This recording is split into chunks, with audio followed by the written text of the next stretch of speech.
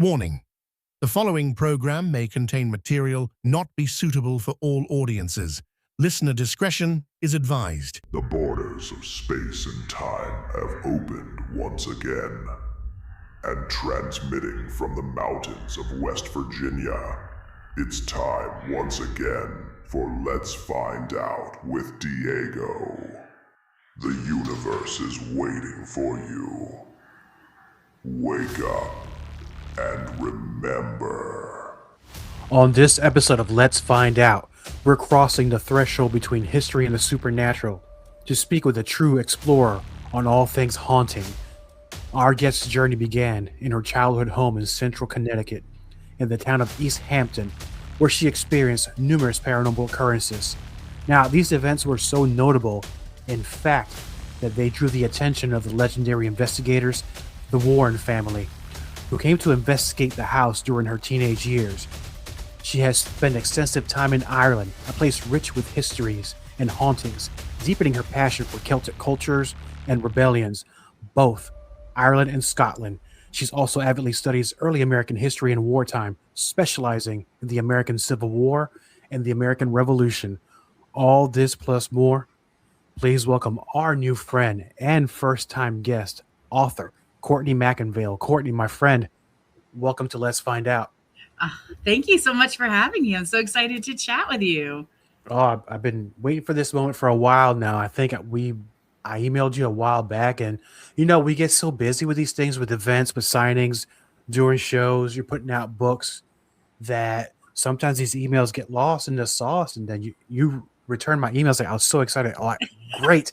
Finally, we get to have you on, and we're already 2026, 25 flew by so fast, and I know. But here we are, new year, new stories to share with our listeners.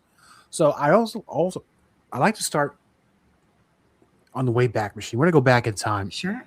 How all this started for you. And I know we covered it a little bit in the intro, but what was going on in your home back then? Now, because I know this started during your teenage years, but prior to that, was there any paranormal activity or history in your family? Yeah. So I think when I think about paranormal and my introduction to it, I do think part of it's like genetic and family. Being from an Irish family, we are just sort of always aware of this sort of ethereal realm that's around us. And it wasn't ever a bad thing to talk about spirits and souls. And in my family, I did a lot of research and realized there were people who had been accused of witchcraft over the years, namely for talking to the dead, things of that nature. So there was always sort of this familial sense of there being something more. But growing up in New England, everyone kind of lives in old houses and has strange things. So I wasn't that abnormal. Being Irish Catholic in New England is super normal. So a lot of people would probably relate to that. When I was growing up, there would be small things that would happen in my childhood home. Flickering lights, creaky floorboards, a door that might open, swearing you heard someone in a room where someone wasn't. But my parents didn't want my siblings and I growing up scared. So they would always just tell us old houses do strange things. Don't worry about it. And so I didn't grow up really upset about any of this. It was just sort of, hey, this is a thing that happens. And I appreciate my parents for doing that, because I think sometimes if you breed this sort of environment of fear, it can escalate things. I also was raised by my mom, who was a teacher, and my dad, who was a history major prior to being a police officer. So they were very big on education and my love for history in my childhood. So that perfectly coincided with my future path. But when I was a teenager, the haunting activity really escalated. And I tell folks there's a perfect storm usually of events that you have when there's an extreme haunting, right? That's why some people can be at a certain house and live there and experience nothing, and another family will have this, really extreme activity, because it's more than just a property. It's the people in it, and then the times in their lives and what's happening in it and what's being brought in. And my dad was also running a business called Postmortem Cleanup. So he was cleaning up old sites of homicides and suicides as sort of an extra job when I was growing up. And he had been going through a lot of issues with depression himself. So I think all that energy surrounding his job and what was going on with him also sort of entered into our household where I'm becoming a teenager. I'm more angsty. My sisters are entering those years, just all this upheaval. And so we started to notice that there was a lot more energy and some of it seemed negative. And there were multiple witnesses to it. And when we started to have events that were just more shadow figures or an appearance of blood on the wall or things like that, my mom was very worried. She immediately called our priest and asked him to come to the house and bless the house. And he did, but he was pretty spooked. She then called a pastor. He didn't really believe in spirits. You know, some pastors like believe just in demonic presences. He sort of thought, oh, well, Courtney has all these band posters and Grateful Dead posters on her wall. They probably summoned in a demon. Weird, obviously. So my mom removed my music posters and we remained haunted because they had nothing to do with it. And then finally, you know, this ages me, but she took to what I call Yule dial-up internet, the ghostly internet where we had to use our landlines to use the internet. And she was on, you know, AOL or something. And she was looking up people who help people in these situations. And she had found out about Ed and Lorraine Warren residing in Connecticut and being Catholic like her and specializing in this. And that sort of warranted her giving them a call. And, you know, then that's how they sort of entered into our lives. You beat me to the punch. I was going to ask because it would take quite an interesting event in order to get the attention of the Warrens, but it's my understanding that they were very open to helping anybody. And so it was a matter of finding them on AOL, either an email or a phone call. And how was that experience when they came over? Well, I will say this too about them. It's not that they would just go to anyone that would call. They would want to validate that you were telling them the truth. And I completely understand that because probably at this point in their career, they had clout chasers or people like that who were trying to stage things to get their attention. So they kind of had a checks and balances sort of system, and which I would agree with. Lorraine was really taking charge because Ed was pretty sick at that time. And one of the things she did was have a long consultation with my mother via the phone. And then she gave my mother some instructions to do with the house. And one of them was to tell the house that they were coming. And my mom kind of did, and it sounds kind of like kooky dooky, but she was like, hey, I've called on Lorraine Warren. They're going to come. And we noticed all the activity in the house really quieted after that happened. So Lorraine followed up in about a week or so after that, and she asked how things had been. And my mom said to her, well, I think whatever you did, whatever prayer, whatever you did from there must have worked. We're good. You know, thank you so much. And Lorraine was like, oh, honey, no, that means I need to come because they're trying to hide. They don't want us to come. Right. So for her, she kind of almost spiritually validated the experience. And then after that, they came to the home. And again, Lorraine was really taking the lead. She had family with her. And she interviewed my mother and myself and my sisters. She took a tour of the property. She sort of got her psychic imprint from it.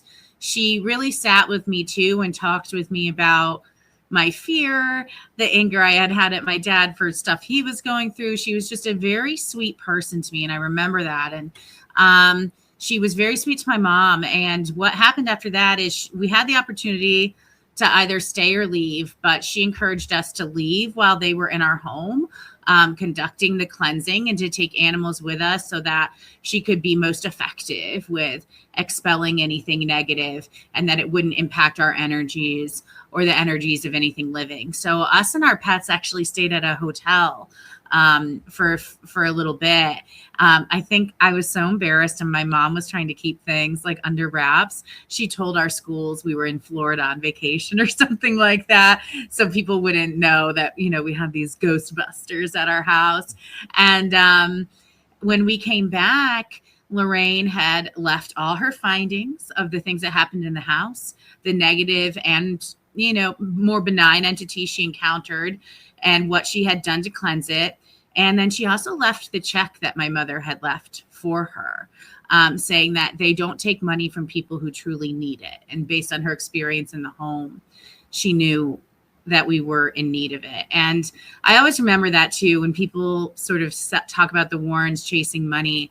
I remember that moment as like, not if you legitimately needed their help. And I think that that speaks volumes about who they were. And I think that happens to a lot of people who are, and I'm going to use this term, legitimate paranormal investigators, and to go and help people to start getting well known. There's always people out there, or of course, we know them as trolls, that'll accuse people of, you're just doing it for the money, you're doing it to get famous, you're doing it to sell books, but this is not that case. Right. It's not. And I get it. At that point in their career, they had all these really big cases. They had done Amityville, for goodness sakes. Like, they had lectures. I may not have known who they were as a teenager in a rural town, but they were known. And that's why they had to say that there were prices, there were things, there were reasons that they would have to charge. And they did say, it was this amount of money, but at the end of the day, they don't take that if you're actually haunted. It would be more like if you called them there and you had something staged to try and get them to talk about, then they might take your money for wasting their time. But when they saw that it was, my mom and dad had separated, my mom was there with 3 little girls, and we were just a scared family with bona fide paranormal activity, I think they just kind of were like, no, this is what we're in it for. And that's why they did what they did. And what happened after they left? So after they left, it did feel a lot better in the home. Lorraine kind of said it would feel like a brand new day. And it did. I felt like we were more peaceful. I still felt like there were presences, but not in a way that upsets me. More of like that comforting, oh, there's always someone watching out for you presence. But Lorraine did sort of warn us that one, we would always be susceptible to spirit activity for the rest of our lives because of the closeness with which we experienced sort of an extreme paranormal event, and because of who we were, spirits might more see us as a light, so that we would just more notice activity. And as I got older, I did always notice that I noticed things first, like a flickering light or a shadow or a sound. I was always more tuned to that. And that's okay. The house stayed pretty well until there was change again, which the Warrens did tell us about. So when I went to college and I moved out of the house, the activity started to increase again. My mother was thinking, I can't do this again. So she put the house up for sale. She moved into another home while it was for sale with my sisters, and the activity went haywire in the house. Stuff started breaking, curtains billowing, lights flickering. Neighbors were calling the police thinking someone broke in, because all of that change just sort of almost awoke whatever had happened there. So my mother did sell it 20 years ago now. To my knowledge, since that time, there have been at least 5 or 6 families have moved in and out. Some of them citing paranormal reasons, some of them not, because again, I think it differs with the person. I still think that was something that more or less always affected me in the sense of I wanted to understand how that all worked and how I could make a better connection with spirit going forward. So I always look back on that time now as something that was meant to be, that sort of propelled me into my career path. Can you imagine the kind of conversation you'd have to have with a realtor? I know. My mom didn't say anything, but then when the realtor called her because I want to say like the water heater had burst and the curtains were billowing and the neighbors were so worried. My mom was like, I didn't want to tell you about this. But they were like, well, legally we don't have to say anything. So I was going to ask, I think, I don't know what state there actually, was there some sort of law that was put in to pass? You had to disclose it when I know you have to disclose when a house, there was a murder in a house, but I don't know about haunted. I don't know. I've heard rumors that there are some states that say that, but I think that's so difficult because you would have to like have credentials that it's haunted and people would be skeptical. Some people have suggested too that you have to have like a record or disclose if anyone died in a home.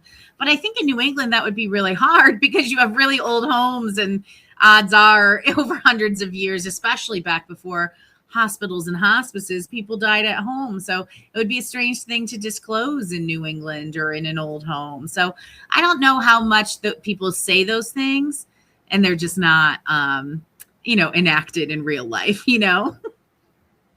Right. And not only in the homes, but in the land before the homes got there, because that's a whole different animal too. Absolutely. Land carries energy. We know from all the indigenous people that were here prior to, Europeans settling over in America. We have thousands of years of people existing here, and our history on them is very minimal because they wouldn't have been writing in a language that we can understand. We understand the indigenous people that were encountered as far as Western Europeans documented them, but there's so much we don't know about their practices and their spirituality and their lives and the evidence we find of that all around us.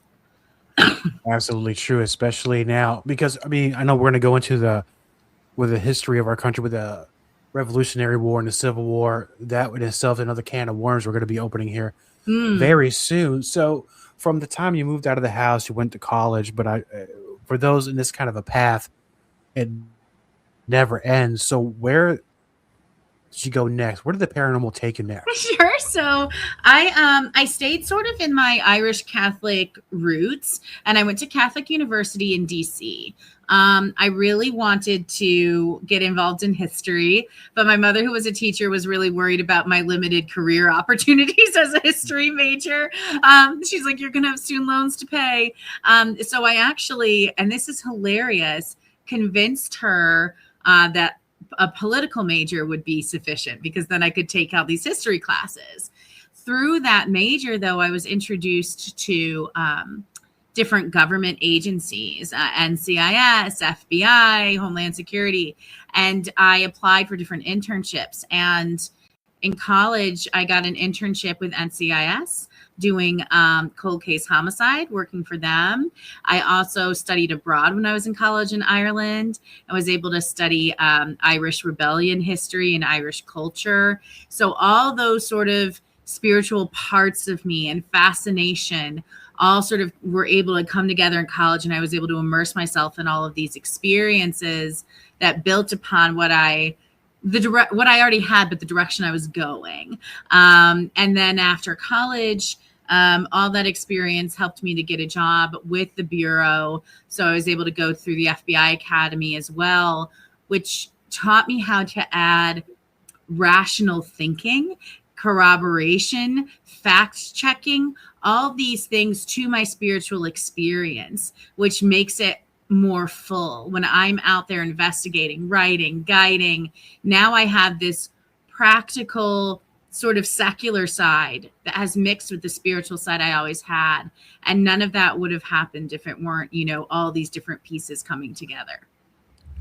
You said it perfectly, because in my mind, as you're saying this, and I know if you were to go on a paranormal investigation of sorts, different people have different tactics, but you're getting your training for more like a detective kind of thing. Right. Putting puzzle pieces together. That's how I look at it, as when we're investigating. So when I know we always say like history, oh, someone died here. Is it the ghost of so-and-so here? But I like to go a little bit deeper. I like to think about, okay, what time of year did it happen? What was the setting like? What time of day? What were they interested in? Was there music they liked? And then I like to put these sort of puzzle pieces together and see, is it at this time of day, or when this song is playing, or when someone who looks like someone they knew appears, that we have an unexplained activity? Is this something that we are getting proof that they see us, or are we seeing a slip in time because it happens at a certain time? I like to make sure that all these details from the history have some sort of corroborative effect with the paranormal part, because to me that makes it so much more powerful for us to say, yes, this is the ghost of so-and-so when they come by at this time, because this is what happened to them, other than maybe Like we think it is. I like to put together the facts and say that makes it even stronger as a story. And I think that makes your findings even more concrete, whatever it may be. It might not even be paranormal at all. It could be something completely different. And I don't want to get ourselves in trouble. So I'm going to try to be very careful how I ask you this question. Being do you have experience on the government side of things, without naming names or agencies, Mhm. during your time and experience with these different entities in the government, what is their feeling of paranormal? Because I know, I'll give you an example. Like when I'm at work, eventually people find out what I do.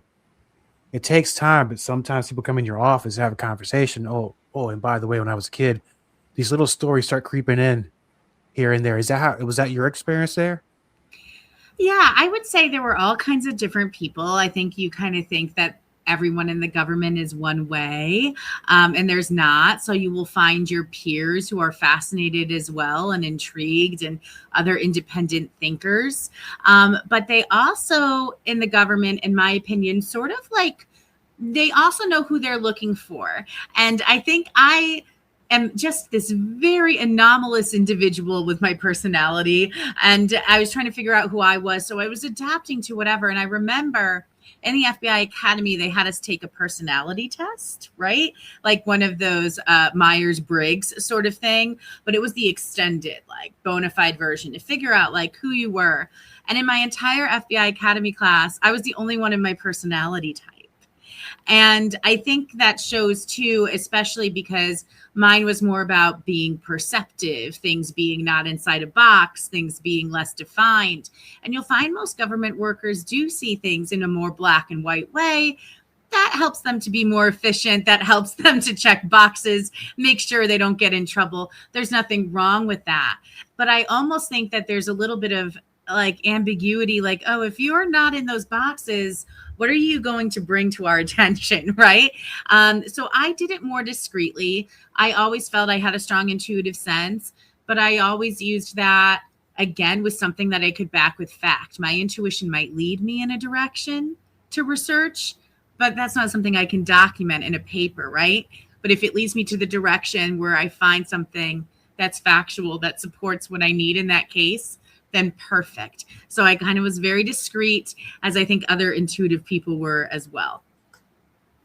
Wow. And I know sometimes you have to tread carefully when you're at work. Yeah.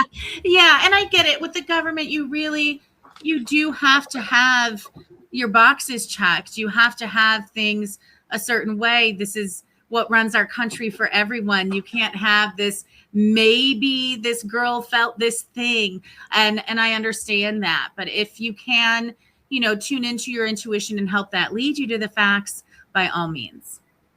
True. And it's well documented if people want to research it on their own, where in the last, I'm going to say several decades, where the actual government does do experiments which involve sometimes supernatural type of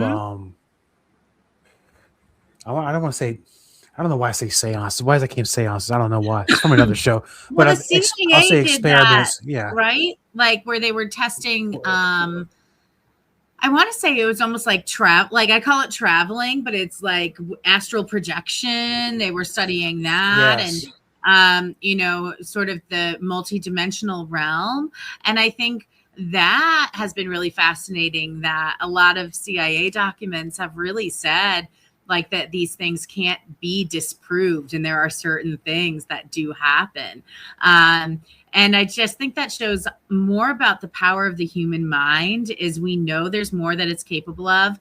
I think we use 8% of our brains, right, on a daily basis. So that doesn't mean that other 92% is just sitting in our noggins doing nothing, right? Like there's something happening. We just aren't either awakened enough or in tuned enough to understand what it is comprehending and where it's existing. And I think the government knows that too. So in a way, they would love to find those answers. Yeah. That reminds you of the movie. What's it called? Limitless, where somebody invents a pill that it releases just 100% of your brain. Oh, really? I haven't seen it. Yeah. Was it David Boreanaz in it, or one of those Ben Affleck looking guys, but the movie was Okay. really guy. It's a really good movie, actually, as a potential of what your brain can do from the help of a certain drug, Right. releasing the 100% of your brain. And I'll be first in line for that. Now, we're talking here from your college years, from your time with the government.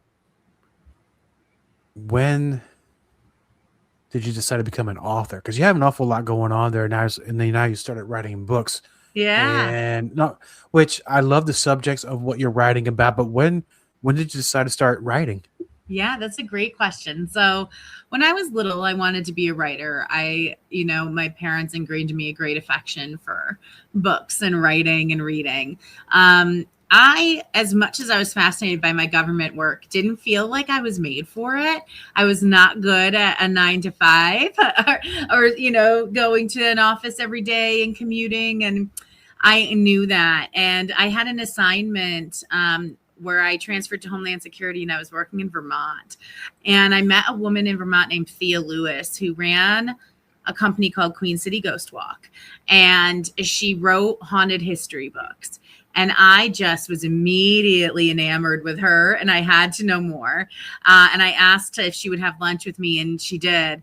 And she taught me kind of how she got started, giving up her traditional career path to start doing this sort of journey into the paranormal and history. And she introduced me to her publisher. And I, as any 20-something would do, dropped my stable job without a plan and jumped right into writing and starting my own company. And if I look back, I definitely could have planned that better. But it all worked out, in the end. And that's when I started writing. And I started writing about a town not far from where I grew up called Mystic, Connecticut, this beautiful seafaring town. And I wrote a tour for there as well, which we now have been operating since 2013, called Seaside Shadows. And Haunted Mystic came out in 2014. And that sort of introduced me to this world of writing. And then as the years went on with my research and going back to how I grew up and how my dad raised me, because he raised me on Civil War history, I ended up entering into the American Revolutionary War by nature of being in Connecticut. And then through sheer determination, made sure I entered into the Civil War world as well during the COVID years. And that's sort of where I've been ever since.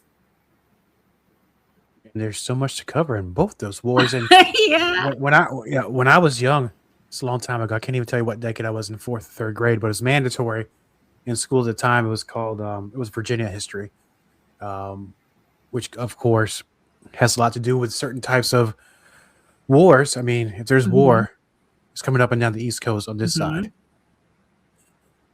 And the more and more I dug into it, it's kind of depressing in a way.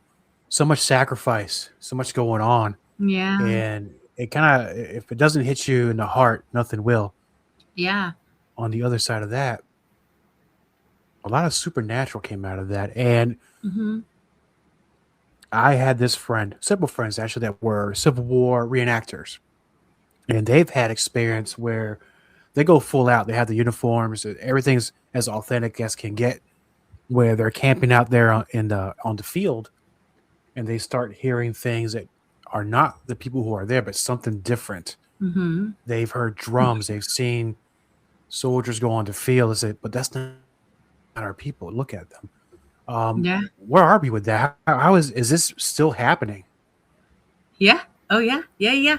So that's my most common. I'm looking at a battlefield right now as I talk to you out the window. My most common experiences on battlefields are those sounds of drumming, those sounds of gunfire, those shadows marching at certain times. The reason I believe this to be true, and the reason I believe this happens, is when we really talk about the American Civil War, we're talking about 750,000 casualties in 4 years. We're talking about immense loss of life, immense struggle, turmoil, face-to-face combat with friends, brothers, strangers looking at each other. We're talking about so much human emotion of fear, anger, all these things, sadness, grief. That has to go somewhere.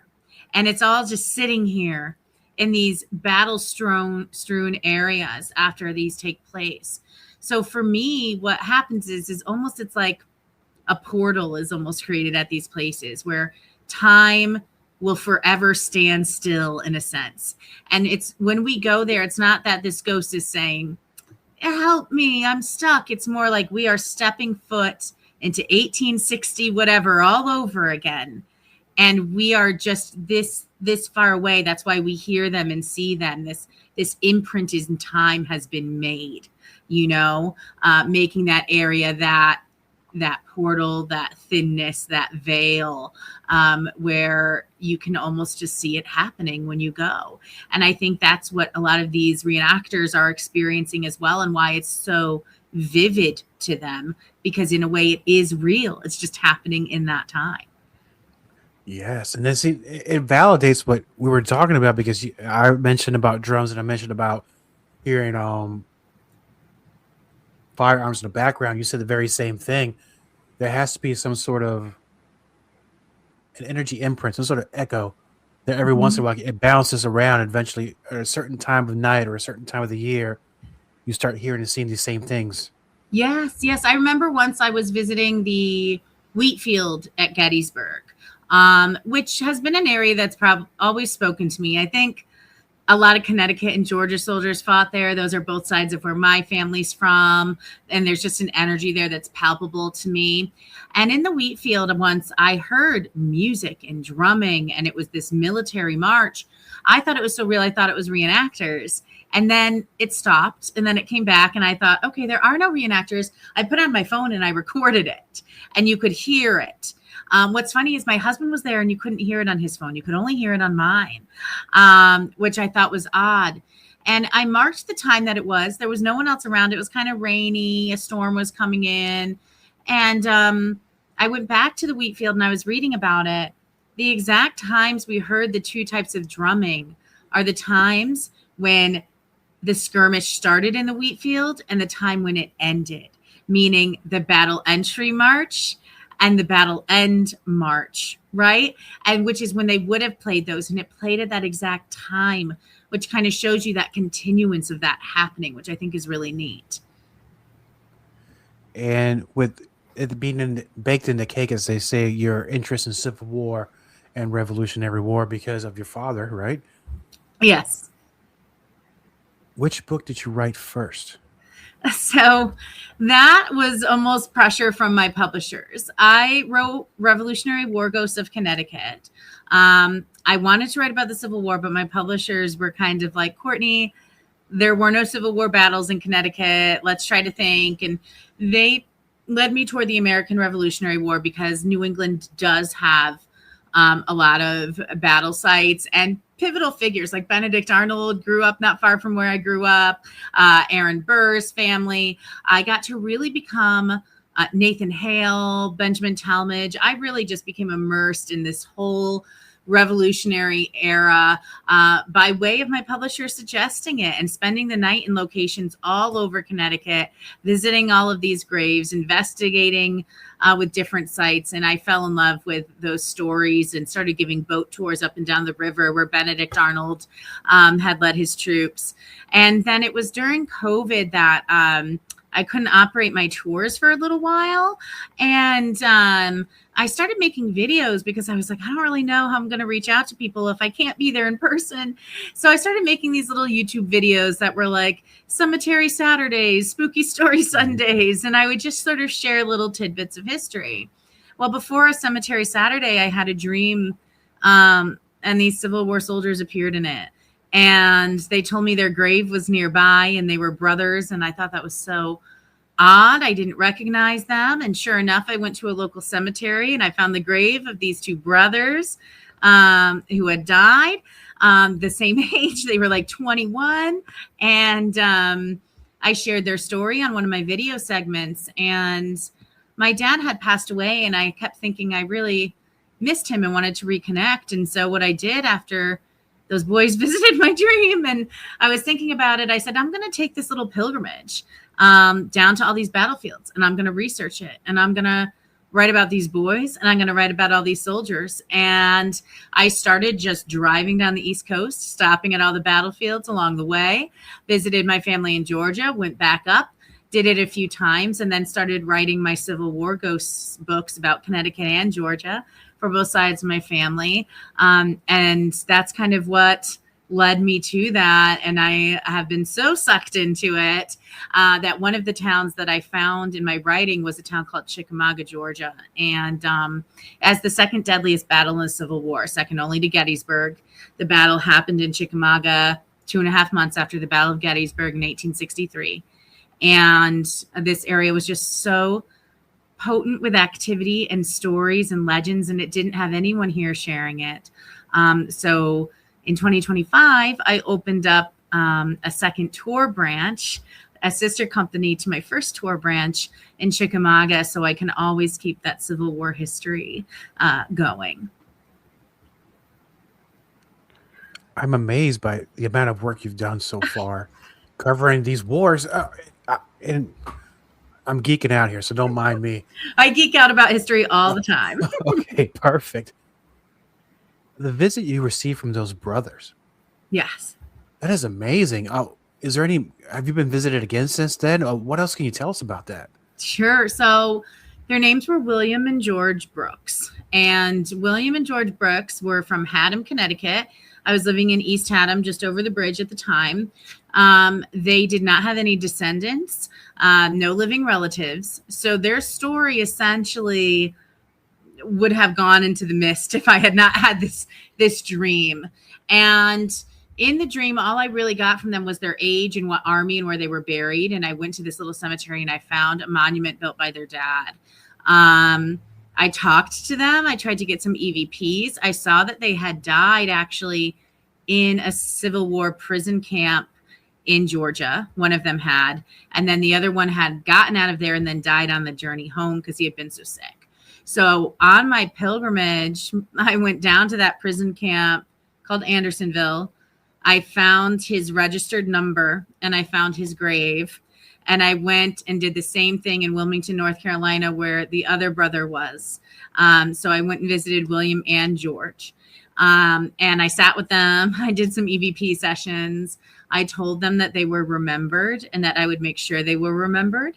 And that they were loved. And I actually dedicated my entire Connecticut book series to them for putting me on that journey. Because one thing I learned when I was researching these books, more than I learned anything else by reading old letters, reading documents, is that these boys, and I call them boys because they were young, didn't fear death, but they feared being forgotten and they feared being left behind. And a lot of these boys were left behind in unmarked graves, far from home, no descendants. And I felt like they kind of called me on this mission to help them be not forgotten, to honor their stories, to show that their sacrifice mattered. I researched their regiment the most, the 16th Connecticut. I followed the 16th Connecticut footsteps. I let them sort of lead me through their journey of where they got. And I think they were a big part of why I got involved into these Civil War books. And I even remember I was standing in Andersonville prison. It was like 110 degrees in the middle of Georgia. And I was at William's grave and a song came on. And now it's one of my favorite bands. At the time, I had just really started listening to them more. And it was a band called Whiskey Myers, and it was a song called Bury My Bones. And it says, if I die young, basically bring me home.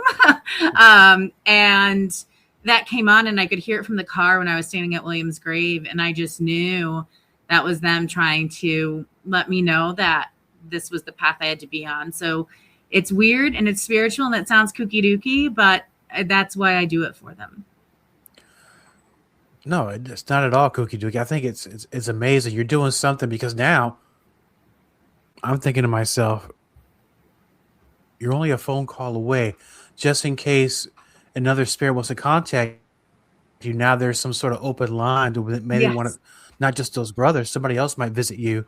Yes. And maybe you can tell their story. And that's how I actually went through on these books. So I started with William and George.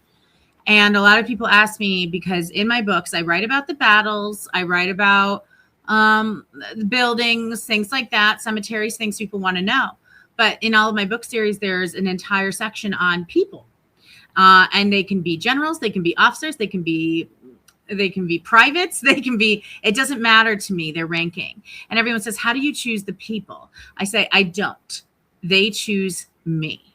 So whether it's by dream, whether it's by I'm visiting a location and I'm drawn to something and I see a name, or whether it's by EVP. I had one soldier come to me at Antietam. I went to a grave and I was looking and I was like, just naming names. And I said, is Daniel or is David Tarbix here? And someone said, it's Daniel. And I said, no, David Tarbix, it says on the monument. And the spirit said, it's Daniel on the spirit box. And I thought, okay. And sure enough, I looked it up. They misengraved his name erroneously on the monument. It was Daniel Tarbix. And I found out where he lived and I found his story. So they lead me to it. There was another gentleman, I accidentally found an old book of his, and that he had written about a soldier whom he loved.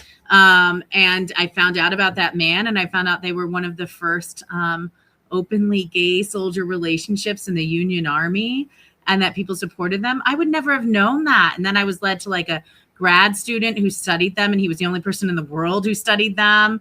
And so all these sort of things I felt like were them finding me. And I'll do the same thing on the Confederate side too. People always say to me, like, why do you like some of these Confederate guys? I'm like, I just have had an experience or a presence or a calling. There's a Confederate general I like named John Bell Hood, and he's controversial. Not everyone likes him. I like him. And one time I was sitting in this area of Chickamauga where he got shot. He didn't die, but he did have his leg amputated there. And I was reading his memoirs because I like to learn from them. And a lot of times they will document ghost stories too. But he was documenting how he did get shot in Chickamauga. And while I was reading that, I heard a voice say, hello. And my husband heard it. And he goes, did you just hear that, man? I said, I did. I didn't know you heard it too. And we looked around and we didn't see anyone hiking. And then I kept reading General Hood's memoirs. And in it, he says, I was shot around 2 p.m. And sure enough, when I heard that voice say hello, it was exactly 2 p.m. So just these ways that they find to connect with me and let me know that they're there is everything to me. And in talking about finding their books and reading their books, have you been able to find anything else? Do you have any, I want to say the word memorabilia, but do you have any collectibles from those times that you own? Oh, yeah. I have several regimental books that I get. So I go to used bookstores and I get the regimental books, the originals. I have the original printing of Ulysses S. Grant's memoirs, bound in leather, that were published and literally sold by Mark Twain, aka Samuel Clemens. I will sometimes order old letters, old Civil War era money, relics at stores, just anything that has energy. A lot of times I'll wear sometimes like old Civil War bullet necklaces, just things that I felt like that have been brought to me in an energy sense, and that continue to let them know that I'm here for them as well. You're doing amazing work. And, you know, as the more and more you dig into it, there's so much more that's been untold. And which brings me to the next question, that there's been hundreds of movies made by Hollywood about this time period. Out of all those movies, which one sticks out the best to you that seems to be the more accurate? Accurate is hard. There is a movie about the 54th Massachusetts, and it has, why can't I think of his real name? I just keep thinking of him as Ferris Bueller. But it has, what's his name is in it? And Denzel Washington and all these people. And it's about the 54th Massachusetts, and it's called Glory. And that movie is probably one of the more historically accurate. I am a nerd for different things. Like, I do like Gods and Generals in Gettysburg. There's a lot of over dramatization. However, there's also great insight into some of these people, and they do a very good job at humanizing people like Joshua Chamberlain or Stonewall Jackson in a way you wouldn't normally get to see. So I do think that there are these really great elements there that are exposed. And I I do think Gone with the Wind does show a really good insight into Georgia during the Civil War and the perspective of a lot of people in Georgia, the fear they had during the Battle of Atlanta campaign. There's like scenes where they're sort of fleeing the area. The city's on fire. They're getting casualty lists. They're very confused. And I think for that period of time, it does actually kind of grasp what probably was happening, especially because it was made closer to the era where people would have remembered to be able to tell Margaret Mitchell. She's able to sort of exemplify that in the book and then further when the film is made. And to save you the phone call for you calling me at 3 a.m, Matthew Broderick, because it would have popped at you. Oh my gosh, yes, of course. I knew it was like this very obvious name, and I'm like, I can tell you history names all day long, and I'm like, and Ferris Bueller. Yeah, I'm so bad with names. The reason his little face kept popping up, and I'm like, and I kept going back. I think Cameron. Okay, Cameron. They crashed the car through the windows. Okay, I'm thinking he was also in Godzilla. Oh, Matthew Broderick. So, yes, thank you so much. Thank you. Yes, but he's in a movie, I believe it's called Glory. And, you know, that does show too. I mean, because this is when we're having, again, like the first Black soldiers in the Civil War and what happened to them. And it's really great and probably one of the more accurate ones. Yeah, that was one of the ones they showed us in high school during one of the history classes. They showed us Glory. Yeah. Really? And, yeah, it was also one of the best times when you were in school. Even before they had they showed the film strip, the reel to reels, and then they become to VHS. So I'm really dating myself here, but now I get it. I mean, I just said Gone with the Winds like casually and I think I recently, again, I'm a nerd, but I like went to a movie theater a year or two ago for like the 75th anniversary of Gone with the Wind or something like that. So wow, unbelievable. Time flies by. 75 years already. It feels like it was just almost yesterday, because even by my time, it was kind of old. Now that we're in 2026, I know 25 is very busy for you. What are you going to be doing in 2026? You got more book signings? I know that I'm sure you have books in the work. Yes. So I'm working on a couple of books right now.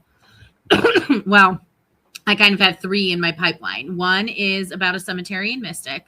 One is about Chickamauga, because I want to really go more in depth on haunted Chickamauga in regards to the battle, but as well as the Trail of Tears has a lot of history as well in this town. And I think those two things together just bring such a rich and tragic history that deserves to be written about.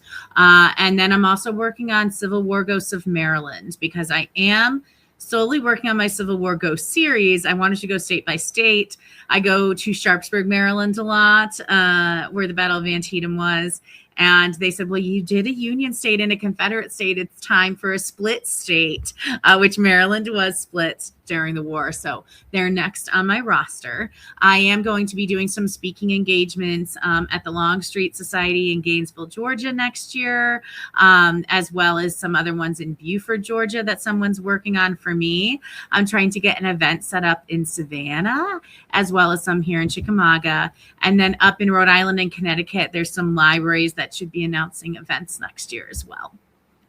Excellent. And now for our friends, listeners that want to learn more about you, where are you going to be, and how to purchase your books, where can they find out?